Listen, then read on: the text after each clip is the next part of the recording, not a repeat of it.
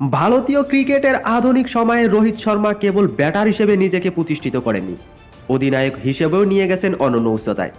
2023 থেকে 2025 আইসিসির সবগুলো টুর্নামেন্টের ফাইনালে ভারত উঠেছে রোহিতের নেতৃত্বেই। বিশ্ব টেস্ট চ্যাম্পিয়নশিপ, ওয়ানডে বিশ্বকাপ, টি-20 বিশ্বকাপ ও চ্যাম্পিয়ন্স ট্রফি ভারত খেলেছে সবগুলো আসরের ফাইনাল। এর মধ্যে 2024 সালের টি-20 বিশ্বকাপ জিতেছে ভারত। এক যুগ পর আইসিসির কোনো ইভেন্টে ভারতের শ্রেষ্ঠত্ব আসে রোহিতের হাত ধরে। এর আগে 2023 সালটা ভুলে যেতে চাইবেন তিনি।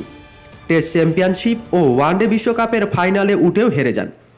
দুবারেই হারতে হয়েছে অস্ট্রেলিয়ার কাছে। সেই ওসিদের 4 উইকেটে হারিয়ে মঙ্গলবার 4 মার্চ চ্যাম্পিয়ন্স ট্রফির ফাইনালে উঠল ভারত। চ্যাম্পিয়ন্স ট্রফির পুরো আসরে ভারত এখন পর্যন্ত অপরাজিত। ফাইনালে ওঠার পথে গ্রুপ পর্বে 3 জয়ের পর সেমিতেও জয়ের হাসি হেসেছে তারা। ম্যাচ জিতে ভীষণ উচ্ছ্বাসিত ভারত অধিনায়ক। রোহিত জানালেন সাফল্যের রহস্য। অস্ট্রেলিয়াকে হারিয়ে বদলা নেওয়ার পথে ভারত পুরোটা সময় নিজেদের শান্ত রেখেছে। ম্যাচের পর রোহিত বলেন, আমাদের বড় জুটির প্রয়োজন ছিল। কোহলি ও শ্রেয়াস সেটি করেছে। কোহলিকে অক্ষরও ভালো সাপোর্ট দিয়েছে। হার্দিক শেষ দিকে দারুণ করেছে। ছেলেরা শান্তভাবে খেলেছে। পুরো ম্যাচে আমরা খুব ঠান্ডাভাবে পরিস্থিতিগুলো সামলেছি।